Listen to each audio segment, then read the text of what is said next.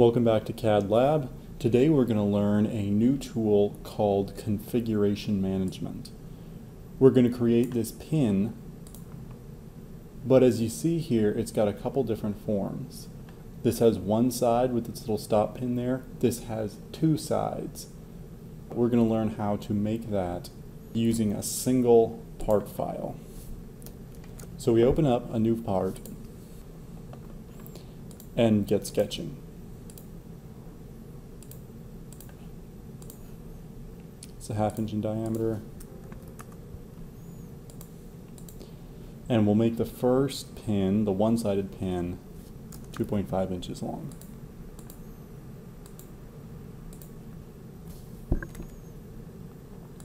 Then we select another plane to make another circle.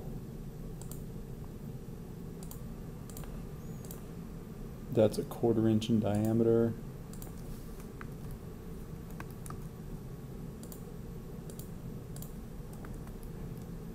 And it's a 1/4 inch away from the top. So there we have our little plane in the middle.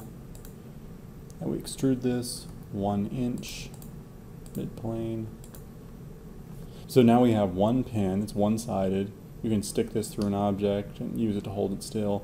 But we want to make this pin without creating a whole other part file to save some computer room. To do that, we click this little configuration manager. We right-click on this part and select Add Configuration. And we're going to call this two-sided. If you select this configuration and this configuration, they look the same. Now, you're going to select this two-sided configuration and go back to the feature manager. Now we're going to start building on to the part we have to make our second configuration. So the original length is 2.5 inches, the new length is 3 inches. Get a sketch, convert entities, go over circle, make that 1/2 inch out.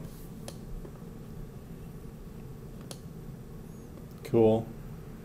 And instead of just sketching, I'm going to put a plane in from reference geometry. There we go, exactly mid-plane. That's what I want. And I'm going to mirror this feature right there. So now I have my two little pegs. But you may say, well, okay, but now I don't have my single-sided pin. You do, because we have two configurations. This is the two-sided pin. This is the default. Let's go ahead and rename. Wondering if I can rename this. There we go. One-sided. And now we have two different parts. That's how you make configurations. When you put this into an assembly, it'll give you a little drop-down menu of which configuration you want. Using different configurations, you can make several similar parts from a single part file. It's a useful tool. You won't be using it too many more times in this class, but just remember the ability to make different configurations.